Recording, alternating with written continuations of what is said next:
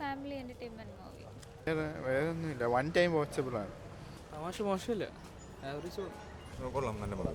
അങ്ങനെ രജിത്ത് ആറിൽ സംവിധാനം ചെയ്ത് ബിബിൻ ജോർ, വിഷ്ണു ഉണ്ണികൃഷ്ണൻ, ലാലു അലക്സ് തുടങ്ങിയ നീണ്ട താരനിൽ നിൽക്കുന്ന അപൂർവ പുത്രന്മാർ എന്ന റിലീസാണ്. സിനിമയുണ്ടെന്ന് സിനിമ പ്രശ്നം ചോദിച്ചു നോക്കാം. കോമഡി തന്നെയാണോ മെയിനായിട്ട്? ലാലു അലക്സ് ഒക്കെ ഉണ്ടല്ലോ. ലാലു അലക്സ് നല്ല അഭിനയമാണല്ലേ?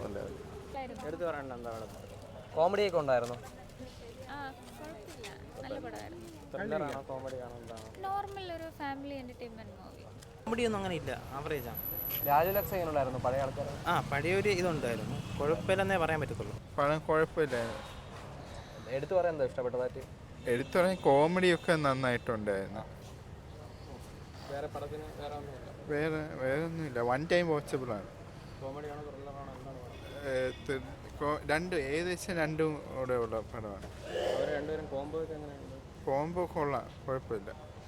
ക്ലൈമാക്സ് എങ്ങനെയുണ്ട്? കൊള്ളാം. ക്ലൈമാക്സ് പെട്ടെന്നായതുപോലെ തോന്നി. ബാക്ക്ഗ്രൗണ്ട് മ്യൂസിക്കും സോങ്സും കാര്യങ്ങളും എങ്ങനെയുണ്ടായിരുന്നു? അത് കൊള്ളൂലായിരുന്നു. പടത്തിൽ എടുത്തു പറയേണ്ടതായിട്ട് ചേട്ടൻ എന്താണ് തോന്നിയത്? എനിക്ക് കോമഡിയാണ് എടുത്തു പറയാനായിട്ട് തോന്നി. തമാശ മോശമില്ല, ആവറേജ്. കണ്ടിരിക്കാം കൂട്ടുകാരോട് പോയ ഒരു എന്താ എടുത്തു പറയാം സിനിമയ്ക്കകത്ത്? എടുത്തു പറയാനായിട്ടൊന്നുമില്ല, മോശമില്ല, നല്ല പടം. കൊള്ളാം, നല്ല പടം. കോമഡിയാണോ?